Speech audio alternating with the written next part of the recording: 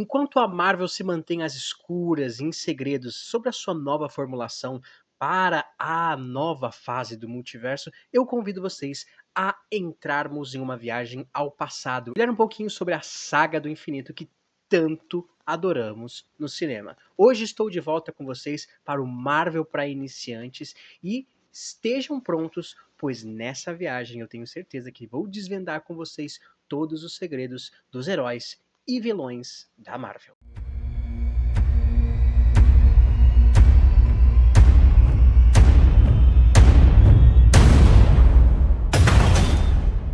Sejam bem-vindos, nerds, bem-vindos ao Cofre Nerd. Eu sou Giovanni Zola e estou aqui para mais um bloco de retorno do Marvel para iniciantes. Tentei gravar esse bloco uma vez para vocês, o áudio não ficou muito legal e eu queria trazer um material, um conteúdo melhor para vocês, tá bom? Principalmente nesse bloco em que a gente tem várias coisas que parecem, produções e séries que parecem desconectas, mas na verdade elas estão muito conectadas, tá bom?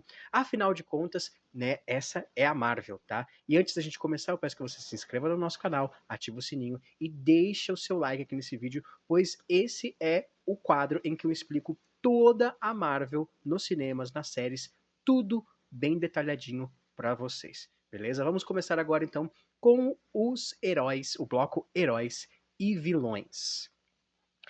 Conforme deixamos a magia para trás, o mundo vai se mostrando cada vez mais dividido sobre os super seres. Após os enormes eventos de Guerra Civil e o Tratado de Sokovia, cabe à mídia e à sociedade definir quem é herói e quem é vilão de acordo com o seu conhecimento limitado. Com os Vingadores rachados, a SHIELD desaparecida e o aumento significativo de vigilantes após a queda de um edifício enorme em Nova York, novas forças tendem a surgir para o holofote. Mas como definir quem é mocinho e quem é bandido? Mais uma vez eu falo para vocês, esse parece um bloco com as produções mais desconexas que a gente já viu. Inumanos, Justiceiro, Fugitivos, Agentes da SHIELD, Jessica Jones. Porém, eu prometo a vocês que tudo vai ter uma razão de estar junto. Tudo terá uma consequência e uma ligação, beleza? O nosso novo bloco começa a contar uma história longe dos surtos inumanos que vem surgindo na Terra. Assim, o universo Marvel volta suas atenções para a grande cidade de Attilan, na Lua, onde o rei dos inumanos, o Raio Negro, e sua esposa, a Rainha Medusa, mal imaginariam que seu irmão Maximus estaria planejando um golpe para tomar o trono. E aqui nós temos então o começo da primeira série, que é Os Fugitivos. Bem longe, tá, essa trama real, bem longe de toda a trama política que estamos vendo no universo principal, né, no cenário principal do universo cinematográfico Marvel, principalmente envolvendo Thunderbolt Ross e até, por exemplo, a Balsa, né, que é a prisão de super seres criadas após o Tratado de Sokovia, que o Capitão América resgatou alguns de seus companheiros, o Falcão, o Gavião Arqueiro, etc, né? Bom, aqui nós temos então o começo da introdução de quem são os inumanos, principalmente da tríade real aí, né, que é o Raio Negro, a Medusa e o Maximus. Raio Negro tem esse poder incrível e devastador de que sua voz é completamente potente. Qualquer sussurro, qualquer som vindo de sua boca, amplificado pelo poder das suas cordas vocais, se tornam ondas de choque que destroem tudo que vem pela frente. Raio Negro é o inumano mais poderoso que existe. E sua esposa, a Rainha Medusa, existe exatamente, né, pelo nome. Afinal de contas, o seu cabelo, ele tem vida própria como se fossem cordas ou serpentes. Ela consegue controlar o seu cabelo. Daí o nome Medusa. Já Maximus é o irmão mais novo do Raio Negro e também um pouquinho apaixonado ali pela Medusa na época de criança, certo? E Maximus, infelizmente, após passar a névoa terrígena, não despertou poder nenhum, o que transforma em um homem tão frustrado e tão invejoso, tanto pelo trono, tanto pela posição de inumano mais poderoso de seu irmão. Sobrepujando a família real, que também é a sua família, Maximus resolve fazer um grande golpe para tomar o trono para si. Ele corta os cabelos da Medusa e força seu irmão e cunhada a fugirem para a Terra, junto com Karnak, Gorgon, que são dois primos do Raio Negro e também a alta cúpula ali da família real, e também a princesa Crystal, que é a irmã da Medusa. Eles vão então separados, confusos para o planeta Terra, para tentar achar um modo de retornar a Attilan enquanto conhecem os humanos, dos quais sempre ouviram falar atrocidades, e refletem sobre o motivo dos seus povos rejeitarem. Dentro lá da cidade de Attilan, onde cada um tem dentro de um sistema, né, quem pode passar ou não pela névoa terrígena, e tudo isso, lógico, controlado pela família real e formulado, na verdade, pelos pais do Raio Negro e do Maximus, tá bom? Pais esses que morreram num acidente fatal envolvendo os poderes de seu filho do Raio Negro, correto? Então a gente tem todas as ligações com Agentes da S.H.I.E.L.D. aqui. Afinal de contas, Inumanos foi feito para ser um spin-off de Agentes da S.H.I.E.L.D., contando a história dos grandes Inumanos principais. Não estamos falando de Daisy, não estamos falando de Hive, não estamos falando de nada. Estamos falando da família real, correto? E aí a gente tem, por exemplo, a presença da névoa terrígena um pouco diferente, né, dos cristais que a gente viu na Terra. Afinal, os cristais são meio brutos. Lá dentro de Attilan eles devem ter aperfeiçoado muito mais. E eles falam um pouquinho do surto, tá bom? É como se a família real avistasse o surto na Terra de Inumanos como uma coisa muito longínqua e que não interferiria neles, correto? Eles são os descendentes principais dos primeiros Inumanos e só conhecem esse tipo de cultura, correto? Maximus e sua loucura, por outro lado, tentam arranjar um caminho para que ele passe de novo pela névoa terrígena e assim ganhe finalmente suas habilidades, tá bom? Esse é o principal motivo do Maximus estar fazendo isso. Ele quer o trono, sim, ele é maluco, sim, mas ele quer os seus poderes, ele tá cansado de ser rebaixado por todo mundo, tá bom? Eu acho que a interpretação do Maximus ali é um dos pontos mais fortes da série, tá? Com a ajuda de Louise, uma cientista de foguetes, trabalhando para um misterioso empresário, a Medusa e o Raio Negro entendem o verdadeiro significado das pessoas na Terra e voltam à sua lua para derrotar Maximus, enquanto o rei deposto descobre a verdadeira razão sobre a morte de seus pais. Sempre Raio Negro achou que seus pais tinham morrido por conta do seu descontrole com seus poderes. Porém, na verdade, esse incidente foi causado por Maximus. Maximus manipulou para que Raio Negro achasse que seus pais queriam tirar os seus poderes, correto? E aí, Black Boltark ficou jovem, né? Ficou revoltado, perguntou apenas por que para os seus pais e seus pais morreram através das ondas de choque vindas da sua voz. Então, Maximus sempre planejou tudo. Ele já demonstrou traços de psicopatia desde que era criança, tá? Em sua loucura desenfreada, Maximus condena Attilan à destruição e os inumanos se veem obrigados a encontrarem abrigo na Terra, onde viveriam em segredo. Quando afinal Raio Negro dá um fim irônico ao seu irmão, o aprisionando no bunker real, à mercê de uma ameaça maior que estaria por vir. Porém, que nunca veríamos de novo. Afinal de contas, Inumanos foi cancelada na sua primeira temporada, tá bom?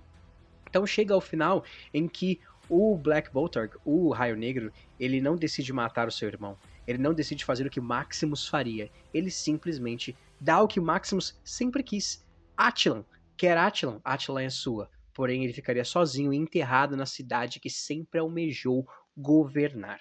E Inhumanos é considerado o grande fracasso da Marvel na época, mesmo na época, tá, pessoal? O que era para ser antes um filme, né, que o Kevin Feige não rodou para frente, se torna uma série pouco interligada com o CM e apenas citando agentes da S.H.I.E.L.D., tá bom? Com interpretações fracas e uma história arrastada, Inumanos apenas desperdiça bons personagens grandiosos que poderiam render uma história melhor, como ação, com mais luta e com mais emoção. Algumas mudanças nos quadrinhos pessoal, são perceptíveis, principalmente esse negócio dos inumanos tentarem preencher um pouco o vazio dos mutantes, tá bom? Porque quem não sabe, os inumanos nos quadrinhos foram criados para preencher um vácuo dos mutantes, dos X-Men. Por quê? Os direitos dos X-Men de adaptação de cinema estavam com a Fox, né? Então, quanto mais mais quadrinhos a Marvel fazia, né, dos X-Men, mais visibilidade daria para os filmes da Fox e não da Marvel Studios, que estava começando ali com o Homem de Ferro, né? Então a gente tem aí uma disputa de marketing, uma disputa de contexto também. Aí os Inumanos foram criados para assumir um pouco esse lugar, o lugar na fama, tá bom? Dos X-Men. Não deu muito certo, os Inumanos eles têm uma mitologia muito diferente, muito única, que eu gosto pra caramba, o negócio da névoa terrígena, etc, né? A metamorfose que eles passam por Casulo, porém, eles não conseguiram atingir o grande grau de popularidade dos X-Men, correto? E nem nessa série, tá bom? Porém, uma coisa persiste, que é a dedução dos seres humanos de tentar classificar heróis e vilões. Porque enquanto a gente vê a Daisy tentando se lascar ali em Agentes da Shield, né, para salvar o mundo e sempre sendo chamada até de vilã por muitas pessoas da sociedade, os inumanos que chegam da Lua também, certo? Porque é tudo novo, poderes, etc. Eles vão querer, os humanos querem dissecar e descobrir essas novas criaturas que estão chegando. Então, basta a opinião pública para falar, são heróis ou são vilões? Principalmente quando você percebe que existe muita dualidade entre o Black Bolt, né, o Raio Negro, e seu próprio irmão, o Maximus, né? Os dois não são tão diferentes quanto a gente acha que são, tá? Algumas mudanças, então, dos quadrinhos elas são perceptíveis. Algumas funcionam, por exemplo, com a relação da Crystal com o Dentinho, tá? Que ela substitui a Miss Marvel. Miss Marvel, que já teve a série dela, né? Muito tempo depois da série dos Inumanos, nos quadrinhos é ela que tem essa parceria com o Dentinho, o nosso Bulldog aí, né? De o Inumano, que tem os poderes de teletransporte, tá? Mas aqui fica a cabo da Crystal assumir esse papel, que eu acho que ficou bacana. Diferente de outras coisas, tá bom? Como, por exemplo, cortar o cabelo da Medusa, tá? Isso acontece nos quadrinhos? Isso acontece nos quadrinhos, mas não tão cedo. A gente mal vê a Medusa poder usar o seu poder, entendeu? Eu acho isso uma baita de uma sacanagem, sabe? Você não poder colocar essa personagem para brilhar. Ou seja, ela não teve o seu grande momento dentro da série em momento algum, tá? No final, Inumanos apenas foi esquecida pela Marvel, nos deixando apenas perguntas de quem seria, por exemplo, a grande ameaça que estaria por vir e que o Maximus acabaria, né, se encontrando ali em Attilan. Seriam os Kree? Seria o Hive? Nunca saberíamos, pois mais veríamos aí o Anson Mountain como o Raio Negro no futuro, né? Já que ele volta a aparecer ali interpretando uma variante do personagem Doutor Estranho no Multiverso da Loucura e também com um uniforme muito melhor, tá? Pontos fortes dessa série? Cara, eu não gostei de Inumanos nem um pouco, realmente é muito, muito ruim. Me faz perguntar como é que aprovam Inumanos e não vão pra frente com o spin-off da Bob do Hunter na época. Me faz me perguntar muito isso. Foi um fracasso, é muito, muito chata. Porém, existem algumas coisas legais. O próprio Raio Negro eu acho um personagem interessante. A Crystal eu acho legal, tirando aquela parte do romancinho dela que eu acho bem chato, tá bom? Mas a Louise. Louise é uma personagem muito interessante que traz um carisma pra série, tá bom? Que talvez falte muitos dos personagens, principalmente no Gorgon e no Karnak, tá bom? Que tem uma trama ali que o Gorgon volta à vida, o Karnak fica numa bitolagem de sempre ser perfeito. Acho que não funciona, mas a Louise é um personagem que funciona muito bem pra mim. Bom, abandonando o cenário alienígena e voltando a atenção para Nova York, nós acompanhamos a vida de Peter Castiglione, um operário recluso e cheio de raiva que esconde um segredo. Ele, na verdade, é Frank Castle, o justiceiro. Dado como morto após a sua prisão, Frank se esconde em sua nova vida miserável que Wilson Fisk o proporcionou, relembrando também um enorme trauma de perder a sua família a todo momento. Porque se lembrem, o Frank, pessoal, ele é definido pelo trauma de perder sua família. Tudo que você queira explicar do Justiceiro se resume ao trauma de perder a sua família. E é lógico que isso volta a assombrá-lo aqui na sua série Injusticeiro, tá bom? Frank se vê então encurralado quando algo do seu passado aparece em um CD com o nome Micro, tá bom? Que isso aparece em Demolidor, tá, pessoal? Na segunda temporada do Demolidor, ele pega esse DVD aí e, né, consegue ver que ele tem ligação aí com a Operação Cérbero, principalmente, tá? De repente, então, essa operação, Operação Cérbero, que é a operação ilegal para eliminar os alvos dos Estados Unidos financiada por tráfico de heroína, volta a assombrar o Frank. Ele fez parte dessa operação, né?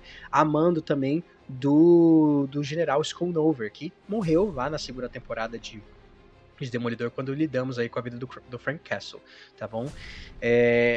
Enfim, então isso volta a assombrar o Frank, relembrando os seus erros que fizeram sua família ser morta por Schoonover e seus comparsas. E também faz conhecer David Lieberman, um antigo analista da NSA, que corresponde pelo nome de Micro. Então aquele DVD foi o Lieberman que conseguiu informações e forneceu ali secretamente pro Justiceiro. E esse nome Micro já foi falado em Agentes da S.H.I.E.L.D. A Sky fala na segunda temporada sobre ele como um contato hacker ali que ela tem junto com a Rising Tide, né, com a Maré Crescente, tá bom?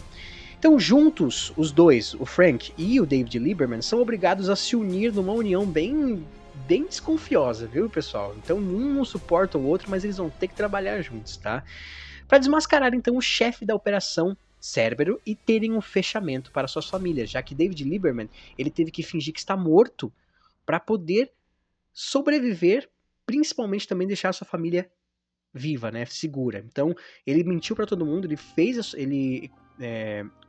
ele fingiu a sua morte e aí teve que se esconder para então encontrar o Frank Castle, né? O plano dele sempre foi encontrar o Frank, e aí eles conseguirem desvendar toda essa história de Operação Cérebro e aí o David Lieberman poder voltar para casa, certo? Se escondendo de todos, inclusive do seu melhor amigo Billy Russo e da agente Dinah Madani do FBI, o Justiceiro une forças com Micro em uma aliança caótica para derrubar os últimos remanescentes de Cérbero. Seu líder, o agente Orange, enquanto a fúria de Castle começa a influenciar um jovem ex-soldado, Lewis Wilson. Então o Lewis, ele é esse moleque aqui, ó, da ponta aqui, da ponta superior aqui. Ele é um antigo soldado, né, que saiu da guerra e tá querendo aí se reformular no mundo, mas ele tem muitos traumas e, cara, esse moleque vai dar trabalho, principalmente quando ele começa a ser alimentado por más influências, tá? Que ele conhece ali num grupo de autoajuda de outro amigo do Frank, tá bom? Dividido entre o que deve fazer e não, Frank reencontra Karen Page, a nossa queridíssima Karen Page maravilhosa, tá bom? Cujo personagem, né, se recupera da morte de Matt Murdock. Juntos, eles veem a evolução de Lewis de um jovem problemático a um terrorista contra o senador Orry, que também está presente nos quadrinhos, tá bom? O senador Orry, ele é bem presente nos quadrinhos do Justiceiro. Então a gente vê aí a Karen Page lidando com a morte do Matt Murdock, né, lá no final de Defensores, beleza? Quando o prédio cai em cima dele. Então a gente vê uma Karen um pouco desacreditada, uma Karen um pouco ressabiada, e a conexão entre o Frank e a Karen fica ainda maior, porque ela já perdeu um amigo por causa do vigilantismo, ela não quer perder o outro. Correto? A conexão dele sempre foi muito boa. Porém, quando a guerra solitária de Frank inspira a loucura e o terrorismo do jovem Lewis, o próprio Justiceiro e nós, aqui do quadro, somos levados à pergunta do bloco: herói ou vilão? Será que toda a vontade do Frank de fazer justiça com as próprias mãos e ter a sua vingança não faz muito mais mal do que bem?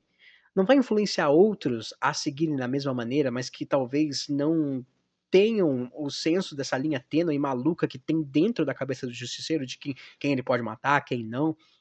Se vários justiceiros, pensando como de um modo diferente, causam a guerra, né?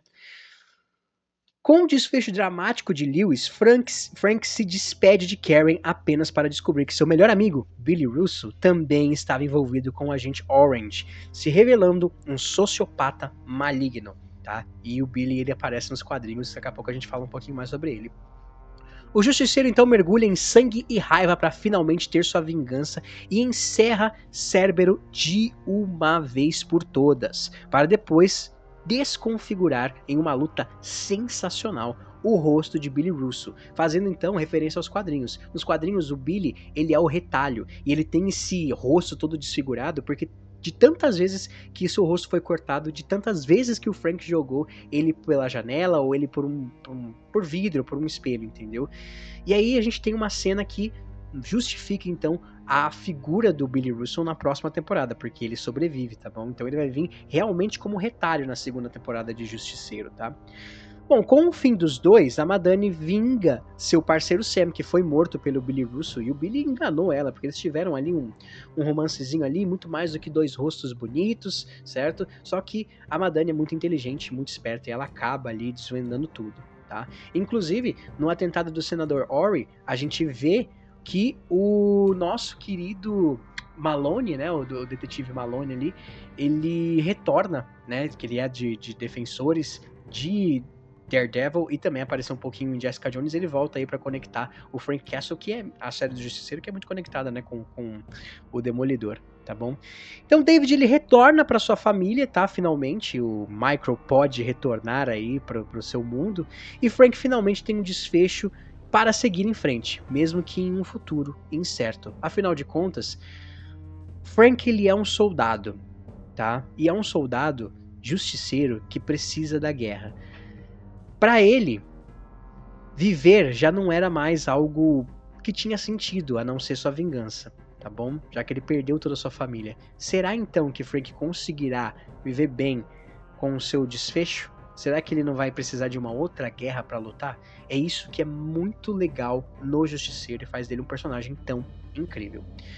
E Justiceiro é a quinta e última série da Marvel a ser produzida com a parceria da Netflix. E é compreensível ter caído no agrado de tantos fãs. Muita gente ama Justiceiro ainda acima de Demolidor. Eu prefiro Demolidor, mas, cara, é realmente uma série muito boa também, tá bom? As excelentes interpretações, coreografias de luta e a trama bem conduzida a torna memorável por sua trama e temática adulta, tá? E o excelente personagem também interpretado pelo John Bertal, que faz o Frank Castle, correto? Na verdade, todo o elenco ali eu acho ele muito redondinho, muito bem, apesar do John Bertal estar acima de todos, né? E é lógico que a temática mais violenta, mais sangrenta, o gore atrai muito mais as pessoas, né? É uma coisa que a gente ainda está tentando entender nesse século XXI aqui, nesse pós-pandemia aqui que a gente está vivendo, é uma coisa a se entender, tá? Por que isso chama tanto atenção e The Boys aí tá para provar, né? Porém, ao compararmos essa série com outras das suas companheiras, como Demolidor, Jessica Jones e até Luke Cage, a série do Frank Castle ela falta apenas um detalhe. Eu acho que é a identidade visual pelas quais essas outras séries foram tão aclamadas, entendeu? Aqui falta um pouco de identidade. Jessica Jones tem uma abertura que eu falo que eu não pulo por nada, gente. É uma abertura muito boa, num estilo meio noir, de filmes de detetive dos anos 60, 70 ali, entendeu? Com um jazzinho tocando, sabe? Uma coisa muito soturna. Já Demolidor, ele tem toda a pegada mais vigilantismo mesmo, né? Um pouco mais de advocacia. E até o Luke Cage, pô. O Luke Cage tem uma pegada muito boa, entendeu? De blues, de raízes, entendeu? Do Harlem, muito bem colocado ali. Pra mim, o Justiceiro falta isso. Falta isso, cara. Falta uma identidade, uma abertura que pegue, entendeu? E um visual. Acho que é o que mais faltou pra mim. Apesar de que até a trilha sonora, né? Eles precisavam abusar um pouco mais da trilha sonora. Ela só fica grande, né? Tem grande destaque só no final da série. O que eu acho um pouco difícil, né? Um pouco. Acho que é isso que me falta chegar no 10 nessa série, com certeza. Bom, abandonando Nova York na costa leste, nos direcionamos para Los Angeles, na costa oeste.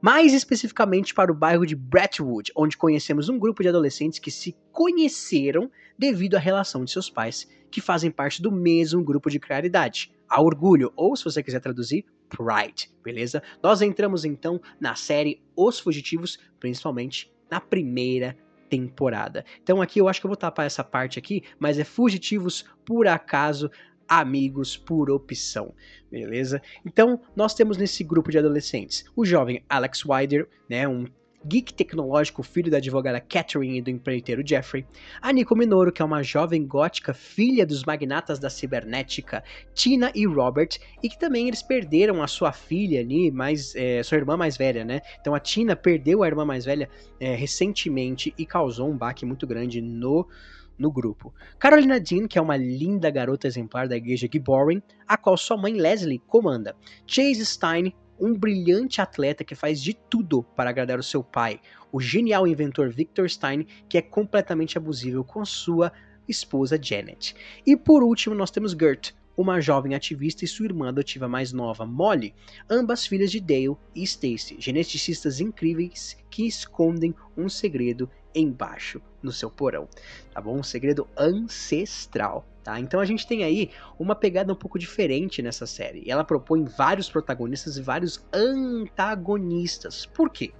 Juntos, esses amigos descobrem que seus pais fazem muito mais do que arrecadação de fundos para caridade na Pride, pois ela é apenas uma fachada para suas reais atividades criminosas, já que cada um desses pais fez um pacto com o diabo entre aspas, um homem misterioso chamado Jonah, que é esse que tá aqui no meio. O Jonah é a grande figura misteriosa que amarrou todos os pais ali para eles ficarem fazendo a sua vontade. Ele precisa de algo que os pais vão fazer, que tem a ver com principalmente um ritual de pegar algumas vítimas, principalmente jovens da igreja Gibborim, para que extraiam a energia delas para o próprio Jonah. Então, não, pessoal, Jonah não é um humano comum.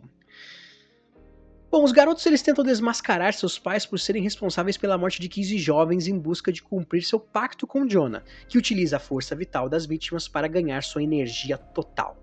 Afinal, Jonah não é deste mundo. Sob o comando de Alex, os meninos conseguem se unir para atrasar qualquer que seja o objetivo de Jonah antes de descobrirem que ele, na verdade, o pai de Carolina. Sim, pessoal, Jonah é o verdadeiro pai de Carolina. Ele tem uma ancestralidade muito grande com a família da Leslie e com a igreja Gibborim. Jonah é o ser iluminado que o pai da Leslie viu e fez inspirar ali para criar a igreja Gibborim, né? Que tem a ver com luz, espectro e etc. Jonah é um alienígena que controla a luz, correto? Então a gente tem ali um personagem muito poderoso e pai de uma das heroínas, mas todos ali são vilões, né? Todos os pais ali são vilões. Não que eles sejam vilões do mal, né? Você percebe, na verdade, um grupo de pessoas ali que tá tentando fazer alguma coisa, tá tentando sair daquela sujeirada toda que tá sendo consumido por uma areia movediça, tá bom? Agora sem lar e procurados por seus pais, os fugitivos eles precisam correr para sobreviver, enquanto a ameaça de destruição de Los Angeles paira sobre suas cabeças. Através de uma máquina, já que Victor Stein sempre foi muito viciado em viagem no tempo, ele construiu uma máquina que prediz o futuro, pelo menos mostra imagens. E aí Chase e os outros meninos veem a destruição de Los Angeles, né, no futuro, que tem a ver então com os planos de Jonah, porque ele tá cavando alguma coisa lá num terreno que pertence ao Jeffrey, né, o pai do Alex. O que será? Vamos ver, né? Contando apenas com o bastão mágico da família ancestral da Minoru, né? A força descomunal de Molly, as invenções de Chase, os poderes alienígenas de Carolina e um Velociraptor obediente a Gert, os meninos, os fugitivos, né, eles têm que aí abandonar a vida que eles conhecem para sobreviver e enfrentar o Jonah e seus pais, correto? Os Fugitivos foi um dos laboratórios da Marvel, pessoal, durante a Marvel Television, tá bom? Que fez aí Agentes da S.H.I.E.L.D., que fez Manto e a Daga, Agente Carter, Humanos, etc. Né? E até as séries da Netflix. A Marvel ela tentava criar histórias mais autorais, tá? Meio um pouco desvencilhada ali dos filmes, principalmente, porque tinha uma rixinha entre o presidente da Marvel Television e o Kevin Feige, tá bom? Então, com personagens que praticamente ninguém conhecia dos quadrinhos, tá bom? Pô, ninguém sabe quem são os fugitivos nos quadrinhos, cara. Só quem é realmente bem deep nerd, tá? Com um roteiro bem interessante para trazer alguns assuntos e pautas mais adolescentes que complementam a história do público para qual ela é direcionada, essa é uma série juvenil, mas que tem problemas assim da adolescência de verdade, entendeu? Sobre se encontrar, sobre sexo, enfim, muita coisa que passa ainda na cabeça da molecada, dos adolescentes, né, dos jovens. Os Fugitivos ela flutua entre qualidade de enredo, tá? Enquanto a trama dos garotos ela demora pra ficar muito interessante, porque eles têm ali que se reconectar, eles têm que resolver os probleminhas do passado, um tem um crush no outro, etc, etc. É ali que ela engrena só lá no final, entendeu? Mas a trama dos pais é aquilo que realmente te prende na história, tá bom? Não a preferência por vilões, tá? Porque todo mundo sabe que eu gosto muito de vilões, mas é porque, na verdade, eles sequer podem ser chamados assim, tá? Mas, na verdade, a gente vê pessoas questionáveis presas dentro de um ciclo em que elas não conseguem quebrar, e é quando nós vemos boas atuações e um roteiro bem escrito. Existe um episódio em que um deles precisa se sacrificar, entre aspas, ali, pra dar energia pro Jonah, senão o Jonah vai matar todo mundo, e eles começam a pular na garganta um do outro, cara. Literalmente, ninguém ali se suporta, passaram anos escondendo esse segredo, e é ali em que eles se revelam verdadeiros seres humanos ali, né, falhos e com todas as suas falhas. É ali que a gente tem as melhores atuações, melhores enredos, e eu fiquei cara, esse episódio é muito, muito bom, tá? Principalmente quando a gente foca aí na trama dos pais. Apenas de bastante carisma, a primeira temporada dos Fugitivos ela é bem divisiva, tá? Mas com um gancho enorme para a segunda, tá? Porque a gente cria ali. Na primeira, a gente vê a transformação desses jovens em fugitivos. Realmente, eles começam como filhinhos de papai e terminam como fugitivos. É a criação ali do grupo, principalmente, tá bom? Ela consegue criar bem a relação entre o grupo de adolescentes, os protagonistas, apesar de pecar um pouco no excesso de subtramas que acabam confundindo ou sendo esquecidas no contexto geral. É tanta subtrama dentro de Fugitivos que você fica meio perdido, entendeu? Principalmente quando você lembra dos pais, a relação de Carolina com Chase, Carolina com Nico, Nico com Alex, Gertz com Chase, é muita coisa. Esse talvez seja o problema de ter tanto personagem, tá? É um dos motivos. Você tem que ficar meio que, putz, é verdade, tem isso, tem que relembrar isso, tem que relembrar isso. Ah, mas isso aqui, entendeu? Ao invés de você cortar e ir logo pro finalmente, entendeu? Que é a história do Jonah, certo? E elas podem acabar ficando perdidas ali num contexto meio geral, beleza? Deixando o âmbito urbano ou até mesmo a lua, nós abandonamos o conforto do mundo que conhecemos juntos dos agentes da SHIELD. Estamos entrando agora na quinta temporada, pelo menos na primeira parte da quinta temporada de Agentes da SHIELD, tá bom? Do episódio 1 ao 10. Nós vemos Coulson, May, Daisy, Simmons, Mac e Yoyo sendo puxados por um monolito diferente que os leva para 2091, tá? Em um futuro completamente distópico e terrível e claustrofóbico que é governado por Cassius, um Kree déspota horrível, tá bom? O time Shield deixa o presente bem quando são acusados pelo atentado do General Talbot, deixando Fitz com uma missão de lidar com isso e também salvá-los ao mesmo tempo. Então é muito importante que lembra no passado, na quarta temporada, a Ada fez com que a Daisy, tipo, não fez com que a Daisy, mas ela fez um LMD da Daisy atirar no Talbot para incriminar a Daisy e a Shield, né, do assassinato. Então aí o exército tá correndo atrás deles principalmente. Se encontrando em um futuro distópico e completamente cruel numa instalação chamada de O Farol, onde os últimos remanescentes da raça humana venderam sua liberdade para um Kree aristocrata e ditador chamado Cassius. Coulson descobre que sua missão é impedir que o mundo se parta ao meio em seu tempo pelo Destruidor de Mundos. Então, eles foram para o futuro para aprender sobre o futuro, para voltar ao passado e impedir que o mundo rache como um ovo, tá bom? E é um futuro devastador. Eu falo que essa temporada de Agentes da SHIELD, ela é claustrofóbica, mas ela é boa demais, porque ela tem significado, ela tem trama temporal que é sensacional, entendeu? Então, tudo que você vê no futuro vai te ajudar no passado, todos os detalhezinhos vão se preenchendo, é muito 12 Monkeys, tá bom? E Prisioneiro de Azkaban também. Quem me conhece sabe que eu adoro esse tipo de trama, tá bom? Com Simmons escravizada por Cassius, May lesionada na perna e Daisy se questionando se ela é de fato a destruidora de mundos, como as lendas do futuro dizem, o time SHIELD descobre através da inumana Robin que de fato suas ações poderiam resultar na destruição do planeta Terra, fazendo-os duvidar de seu verdadeiro papel na história. Heróis ou vilões? Lembra da garotinha que era uma inumana, filha de um outro inumano que via o futuro e via as mortes das pessoas? Então, ela retorna. Robin se retorna assim como criança e também como uma senhorinha no futuro. E ela é a chave para tudo. Ela é a chave pra gente descobrir o que realmente aconteceu e como eles vão impedir que o mundo acabe. E a Daisy, ela é dada no futuro como a responsável por isso. Afinal, ela tem poderes ali de terremoto, de vibração, etc. Mas ela afirma: meus poderes não são tão poderosos assim para rachar o planeta inteiro. Mas todo mundo começa a jogar na jugular dela. É lógico que isso vai subir para a cabeça da nossa inumana preferida, tá? Contudo, o jogo muda quando Fitz ressurge do passado após passar anos congelado, com a ajuda de Hunter, tá? Que retorna ali no único episódio, acho que episódio 5 ou 6 ali, e ele também menciona Bob, né? Lembrando que nessa época o spin-off dele, da Bob, já tinham sido cancelados já.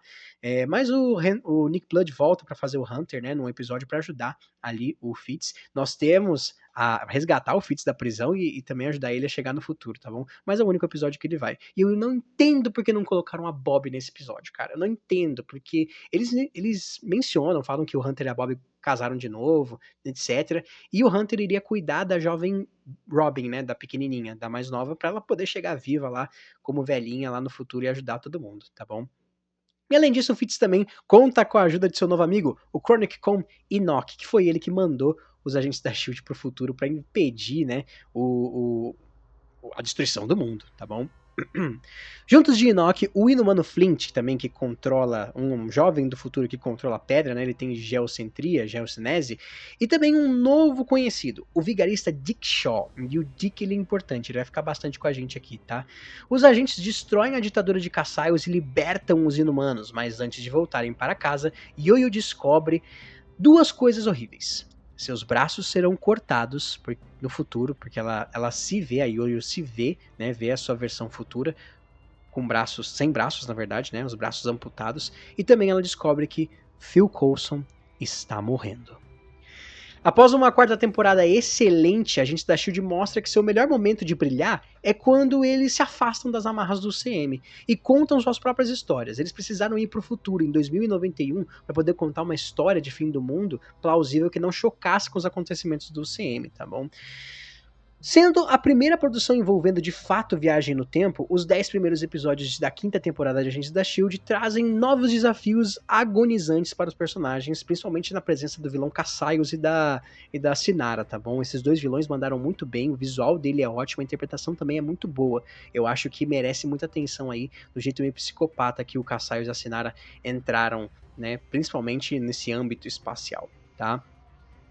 Então ela vem aí pra lidar, né, com esses personagens que já estão muito bem estabelecidos, eles começam a se questionar de fato, e essa quinta temporada é sobre isso, um questionar o outro e questionar a si mesmo, e uma atmosfera de trama temporal também que te envolve a cada minuto. Essa temporada é muito, muito boa por causa disso, tá bom?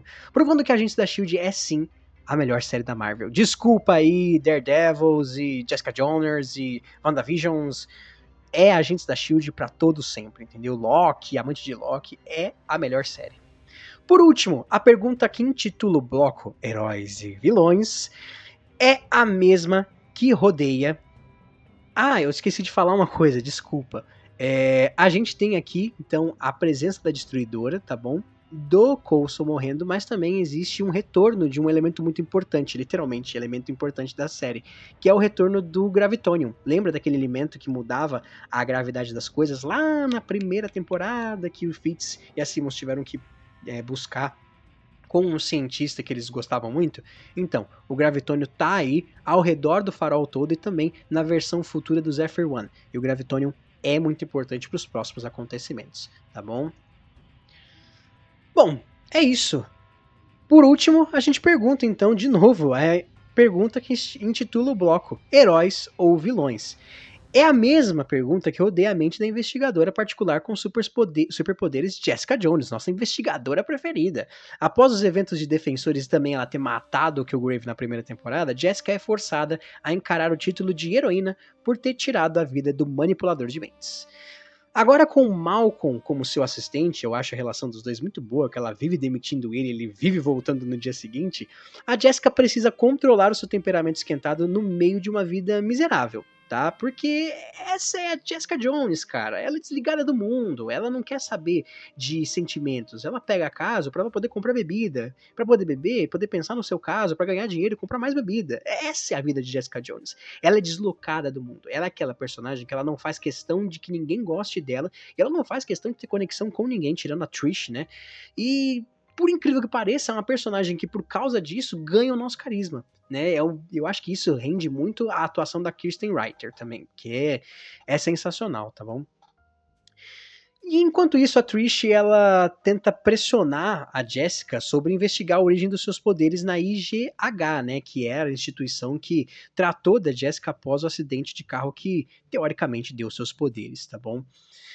Enquanto isso, né, a gente vê a Jerry Hogarth lidando com o seu diagnóstico de uma doença degenerativa terminal, a ELA, né, que também vê a Jerry vê a sua vida como um barco afundando sem ninguém que pudesse se agarrar, tá bom? Porque não é por causa da doença, mas porque a Jerry tá sozinha, de novo, né, ela fez tanta cagada na vida dela que tá acontecendo, ela vai ficar sozinha enquanto ela tá morrendo, tá? A morte de Simpson e do Dr. Kozlov, que Simpson volta ali, né, só pra morrer de novo, levam Jessica a conhecer uma mulher. também muito poderosa e responsável por vários assassinatos para proteger o Dr. Karl Malus, que é o diretor e líder da IGH, a pessoa que pensou e fez todos os procedimentos tanto em Jessica quanto nessa mulher misteriosa. E enquanto a investigação aumenta, Jessica se vê presa no meio de duas opiniões dúbias sobre si mesma. Como as do detetive Costa, que vai ser um personagem bem recorrente na série da Jessica Jones, também no seu novo interesse amoroso, o zelador Oscar. Enquanto um vê ela como até alguém que está tentando fazer o bem, o seu novo interesse amoroso a julga ali como uma vigilante sem mesmo saber pelo que ela já passou, correto? Então essa dúvida aí de heróis e vilões, é por isso que cada série tá falando aí de um personagem que está no meio dessa questão, está no meio dessa linha tênue entre herói e vilão, justiceiro, agentes da SHIELD, os fugitivos, os próprios inumanos e agora a nossa queridíssima Jessica Jones, tá bom? Porém, é quando a heroína descobre a verdade sobre a mulher misteriosa que seu passado vem à tona. Aquela assassina, na verdade, é sua mãe que sobreviveu ao acidente de carro, tá? Então, esse acidente de carro, pessoal, ele é tão definitivo na vida da Jessica como o Killgrave, como o que aconteceu com o Killgrave. Ela tem pesadelos, ela é fechada, ela não pega carros, ela não dirige por causa desse acidente, tá bom? Que fez perder tanto seu pai quanto seu irmão, e ela achava que perderia sua mãe também. Vivendo em um impasse no meio do caminho de se tornar um monstro como a sua mãe, ou a heroína que a Trish almeja ser após utilizar as drogas de aprimoramento do Simpson como substituto para o seu vício. A Jessica, ela tá nesse impasse. A Trish tá usando essas drogas, ela tá se afundando cada vez mais, e é ali que a personagem para mim começa a degringolar, entendeu? Entendo que você precisa seguir o rumo da personagem, mas eu acho que eles desceram demais com a Trish.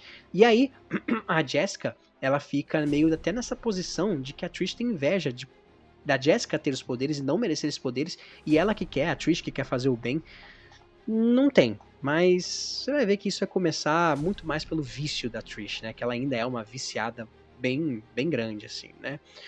Mas em uma virada de eventos, Trish se impõe aos experimentos do IGH antes que Jessica explodisse o lugar para sempre.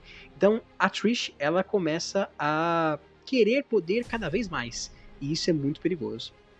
Em outra perspectiva, vemos enquanto Hogarth, desesperada para se curar, cai uma tramóia e se prova mais uma vez um personagem intrigante e cheio de camadas, mesmo sem ter a ajuda do Fogg Nelson ou da Jessica. O Fogg reaparece no episódio ali porque ele está trabalhando para Hogarth, né?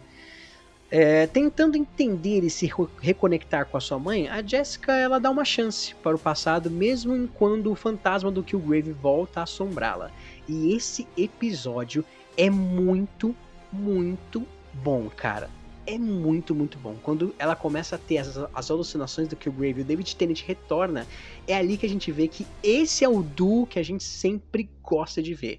Jessica e Killgrave. Um batendo de frente com o outro. Atuações maravilhosas e o Killgrave sempre testando ela. Não tem como discutir. Killgrave sempre vai ser um ponto definitivo para Jessica. Algo que mudou a sua vida. Pode ser para melhor ou pode ser para pior, tá bom? Planejando fugirem juntas, impedindo que sua mãe, a Lisa, vá para a balsa, mãe e filha veem um trágico fim quando, ainda em busca de ser uma heroína, Trish mata a Lisa, a mãe da Jessica, que elas estavam quase se reconectando ali, a Jessica finalmente teve a família que ela sempre quis, entendeu? Em um ato que separaria as duas irmãs para sempre, galera. Então esse seria o fim da relação tão maravilhosa entre as duas irmãs adotivas, Trish Walker e Jessica Jones. A segunda temporada de Jessica Jones parece perder um pouco do seu dinamismo após a saída do David Tennant, tá? Que trouxe aí um brilho como Killgrave nesses últimos episódios, mesmo focando nas origens de Jessica e como ela se tornou essa personagem apática, porém querida pelos fãs, tá bom? Pelo menos o que assistem, né? É impressionante como a gente gosta muito da Jessica, mesmo ela sendo um pé no saco às vezes. Ela abandona a abordagem central de investigações para lidar com superpoderes e a família do personagem. Né? O que não é necessariamente ruim, tá, gente? Mas perde força ao se desviar do principal momento, que são as relações da Jessica, principalmente com ela mesma, tá? E mesmo sua segunda relação mais importante, que é com a Trish, que caminha para definir a própria temporada, já que a Trish, na verdade, luta instantaneamente para ser uma heroína, principalmente agora que no finalzinho a gente descobre que ela tem poderes, e ela vai virar quem? a Felina, tá bom? A Felina é uma super-heroína, é o alter ego da Trish nos quadrinhos, tá bom? E a gente vai ver aí agora se ela vai caminhar pra ser uma heroína ou pra ser uma maluca completa, tá bom? Em um bloco com produções com poucas ligações entre si, nós podemos observar uma característica na narrativa semelhante que as unem, tá, pessoal? A forma como tratam seus personagens em uma linha tênue entre vilões e heróis é algo que definiria a Marvel e veria seus heróis daqui pra frente, principalmente antes de uma tempestade. Porque ele está chegando cada vez mais próximo, pessoal. Thanos se aproxima. Bom, pessoal, agora a gente vai para um outro bloco. Eu vou falar um pouquinho sobre o outro bloco, tá bom? Que é a calmaria antes da tempestade. Esse bloco é longo, galera. Então, para a gente poder ficar por dentro do próximo bloco, a gente tem que assistir, tá? Primeiro, Manto e a Adaga, a primeira e a segunda temporada, tá bom? Luke Cage, a segunda temporada de Punho de Ferro, Demolidor, a terceira temporada, a segunda temporada de Fugitivos, a segunda temporada de Justiceiro e a terceira temporada de Jessica Jones. E aqui a gente encerra as séries da Netflix, tá bom? E também, por penúltimo, a gente assistiria a quinta temporada de Agentes da S.H.I.E.L.D. do episódio 11 até o 18, tá bom? Episódio 11 até o 18. E por fim, para encerrar o bloco, Thor Ragnarok, tá bom?